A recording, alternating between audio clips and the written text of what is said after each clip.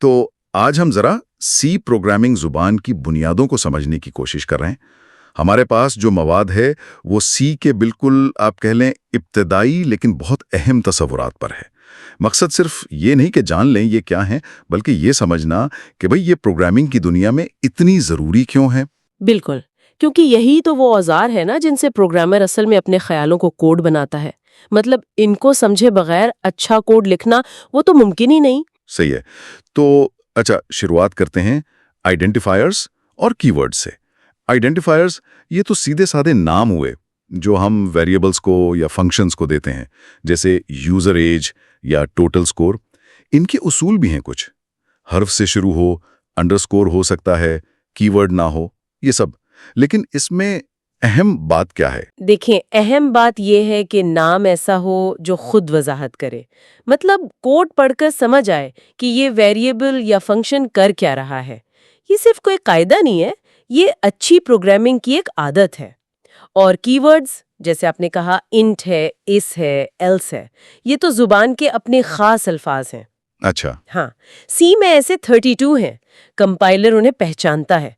आप उन्हें किसी और काम के लिए इस्तेमाल नहीं कर सकते। मतलब आप वेरिएबल का नाम इंट नहीं रख सकते। वरना वो कंपाइलर उलझ जाएगा कि आप क्या कह रहे हैं। बिल्कुल। ठीक है, अब आते हैं वेरिएबल्स पर। मेमोरी में एक जगह जहां डेटा रखा जाता है और इसकी वैल्यू बदल सकती है। नाम रखने के असूल तो वही आइडेंटिफायर्स वाले हैं, लेकिन ये जो केस सेंसिटिविटी वाली बात है कि भाई माय वेरिएबल और माय वेरिएबल अलग अलग चीजें हैं, ये नए लोगों को तंग करती होगी ना? हाँ, ये बहुत आम गलती है। शुरू में अक्सर इस पर ध्यान नहीं जाता और फिर घंटों लग जाते हैं ये ढूंढने में कि गड़बड़ कहाँ है। वेरिएबल के साथ ना दो चीजें बहुत अहम हैं।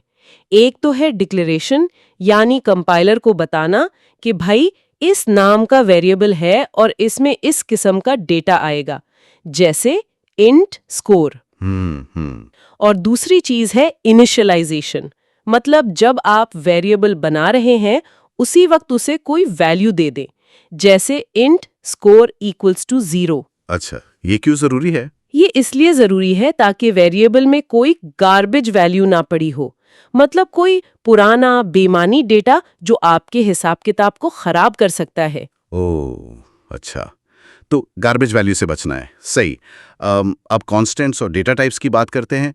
कॉन्स्टेंट्स तो वो हुए जिनकी वैल्यू नहीं बदलती प्रोग्राम चलते हुए, जैसे पाई की वैल्यू। बिल्कुल, जैसे कोई नंबर हो सकता है 45 या 50.75, या कोई कैरेक्टर जैसे ए, या पूरी स्ट्रिंग जैसे पाकिस्तान।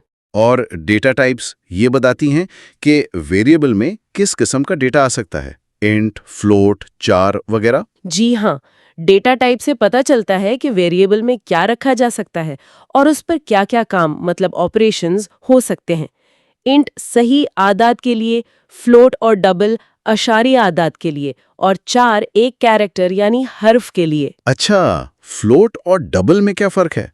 दोनों ही अशारी के लिए है ना? फर्क है प्रिसिशन का, यानी दुरुस्तगी का। फ्लोट जो है वो तकरीबन 6 या 7 अशारी हिंदुसों तक ठीक रहता है। हाँ। जबकि डबल आपको ज्यादा प्रिसिजन देता है, तकरीबन 15 हिंदुसों तक। तो अगर आपको बहुत ज्यादा दुरुस्तगी चाहिए, जैसे कोई साइंसी हिसाब किताब हो, तो आप डबल इस्तेमाल करेंगे। लेकिन वो मेमोरी भी ज्यादा लेगा फिर। बिल्कुल, यही ट्रेड ऑफ है। आपको देखना होता है कि आपकी जरूरत क्या है।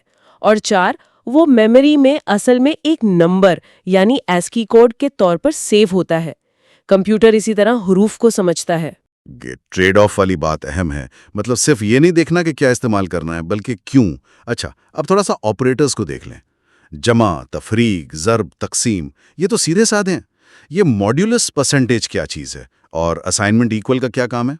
मॉड्यूलस परसेंटेज आपको तकसीम के बाद जो बाकी बचता है ना, वो बताता है। जैसे आप 10 को 3 से तकसीम करें तो 3 3 9, बाकी बचा 1, तो 10% ट्री का जवाब 1 होगा। ये काफी काम आता है प्रोग्रामिंग में। अच्छा। और असाइनमेंट ऑपरेटर तो बस एक वेरिएबल को कोई वैल्यू देने के लिए है, जैसे x इक्वल्स 5 सेमीकोलन। यहाँ एक बहुत अहम बात है ऑपरेटर प्रेसिडेंस की। मतलब कौन सा ऑपरेटर पहले काम करेगा। जैसे रियाजी में होता है ना, ज़रब और तकसीम पहले होती है, जमा तफरीक बाद में। हाँ हाँ, बिल्कुल। सी में भी बिल्कुल वैसा ही है। अगर आप लिखें रिजल्ट इक्वल्स 5 + 2 3 तो पहले 2 3 होगा यानी 6, फिर 5 जमा होगा तो जवाब 11 आएगा, 21 नहीं।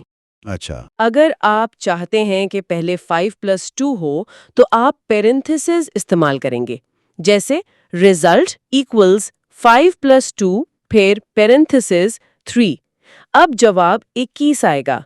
इस तरतीब का ध्यान ना रखें तो सारे हिसाब गलत हो सकते हैं। जबरदस्त। यानी पैरेंथेसिस से हम कंपाइलर को बता सकते हैं कि हमारी मर्जी की तरतीब क्या है। ठीक है।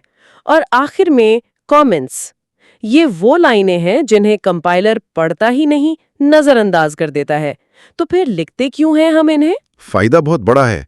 देखें, कमेंट्स आपके कोड की वजाहत करते हैं। आपने आज कोड लिखा, आपको याद है, 6 महीने बाद आप देखेंगे तो शायद भूल चुके हों कि ये हिस्सा क्या कर रहा था या क्यों लिखा था। बात तो सही है। कमेंट्स आपकी अपनी मदद करते हैं और अगर कोई और आपका कोड पढ़े तो उसकी भी मदद करते हैं। ये अच्छी प्रोग्रामिंग का लाजमी हिस्सा है। 2 तरह के होते हैं, एक लाइन वाला जो उससे शुरू होते हैं और कई लाइनों वाला शुरू होकर पर ख़त्म होते हैं। तो खुलासा ये हुआ कि सी ज़ुबान के ये बुनियादी सुतून identifiers, keywords, variables, data types, operators, comments, ये सिर्फ कुछ नियम नहीं हैं, बल्कि ये वो बुनियाद है जिस पर आपका पूरा सोचने का अमल और कोड खड़ा होता है। इनको समझना बहुत ज़रूरी है। बिल्कुल।